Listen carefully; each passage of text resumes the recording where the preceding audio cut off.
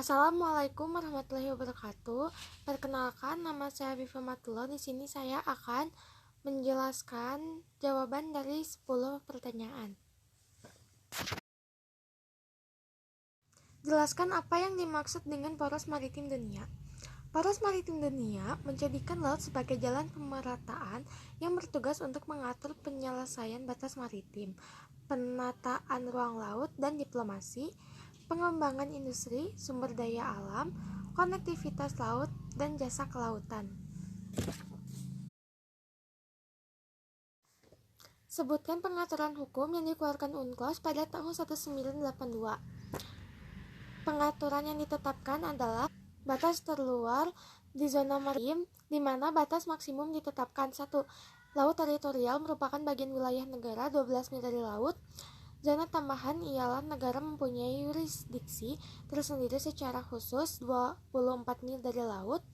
Zona ekonomi eksklusif 200 mil dari laut. Dan terakhir 4. Landas kontinen sekitar 200-350 mil laut maupun hingga 100 mil dari laut dari kedalaman 2.500 meter. Bagaimana kondisi perbatasan teritorial Indonesia? Perbatasan teritorial adalah wilayah kedaulatan suatu negara pantai yang meliputi ruang udara dan laut serta tanah di bawahnya sejauh 12 mil laut yang diukur dari garis pangkal. Perbatasan laut teritorial Indonesia ditandai oleh keberadaan 92 pulau-pulau terluar yang menjadi lokasi penempatan titik dasar yang menentukan penentuan garis batas laut wilayah Indonesia. Kemukakan pendapat Anda mengenai program Indonesia sebagai poros maritim dunia.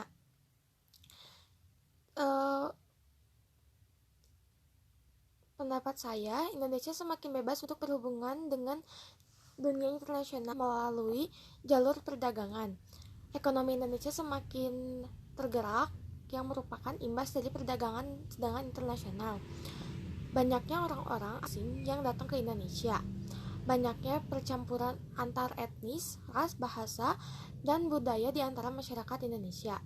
Tingkat kependudukan semakin tinggi di Indonesia dan presentase wilayah asing yang datang ke Indonesia. Banyaknya percampuran antar etnis, ras, bahasa, dan budaya di antara masyarakat Indonesia.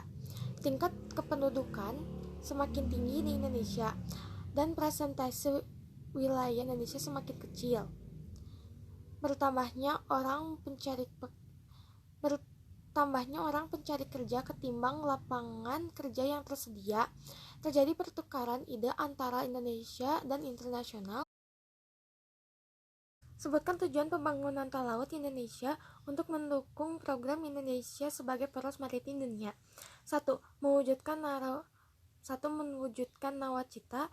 2. Meningkatkan kesejahteraan. 3. Meningkatkan kemandirian dan jumlah pendapatan nelayan Indonesia. 4. Mengurangi angka pengangguran Indonesia. 5. Memeratakan pembangunan sampai di daerah kecil. 6. Melancarkan industri. 7. Membantu proses pertumbuhan ekonomi Indonesia.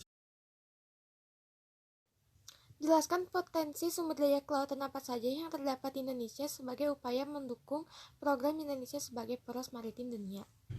Potensi sumber daya kelautan yang terdapat di Indonesia sebagai upaya mendukung program Indonesia sebagai poros maritim dunia adalah 1.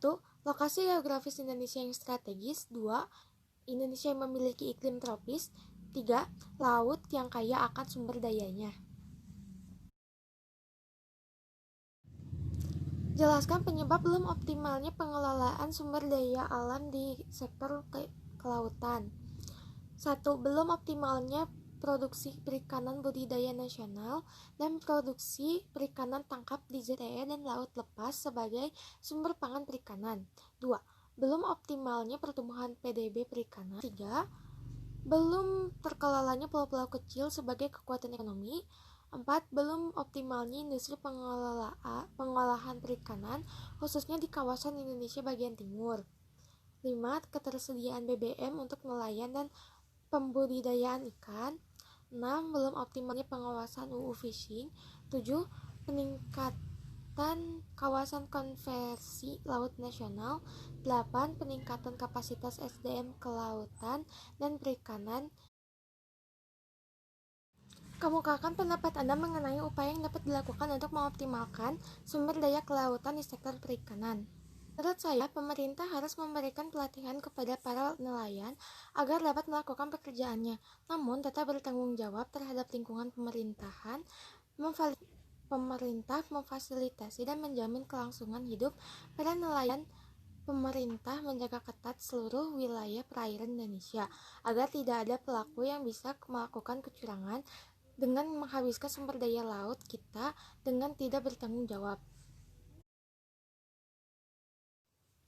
Jelaskan manfaat sumber daya kelautan di sektor perikanan dan pariwisata bahari untuk pembangunan nasional sebagai poros maritim dunia. Manfaat dari sumber daya kelautan di sektor perikanan adalah dengan adanya bahan baku dari usaha perikanan tangkap dan perikanan budidaya, kita akan mampu revitalisasi industri pengolahan hasil perikanan saat ini 50% yang masih beroperasi dari total kapasitas terpasang nasional. Dengan bahan baku yang besar itu, kita pun bisa mengembangkan industri pengelolaan hasil perikanan di banyak lokasi, terutama di luar Jawa dan Bali. Manfaat sumber daya kelautan di sektor pariwisata adalah satu untuk pembenahan objek wisata yang ada dan mengembangkan destinasi yang baru. 2. Untuk meningkatkan aksesibilitas ke objek wisata melalui transportasi laut, darat, dan udara. 3. Untuk pembenahan dan pembangunan baru infrastruktur dan sarana di sekitar lokasi wisata. 4. Untuk peningkatan promosi dan pemasaran melalui berbagai media dan eksibisi baik dalam maupun luar negeri. 5. Untuk mengembangkan jenis-jenis wisata bahari secara inovatif. Jelaskan program pengembangan industri pariwisata bahari di Indonesia menurut Priyono, yaitu penyusunan standar usaha wisata bahari, peningkatan pelayanan usaha wisata bahari, peningkatan iklim investasi, terus Indonesia World Underwater Photo Contest, sertifikasi usaha pariwisata bahari, koordinasi lintas sektor kunjungan kapal wisata yacht asing ke Indonesia, pengembangan jalur dan titik labuh yacht, kapasitas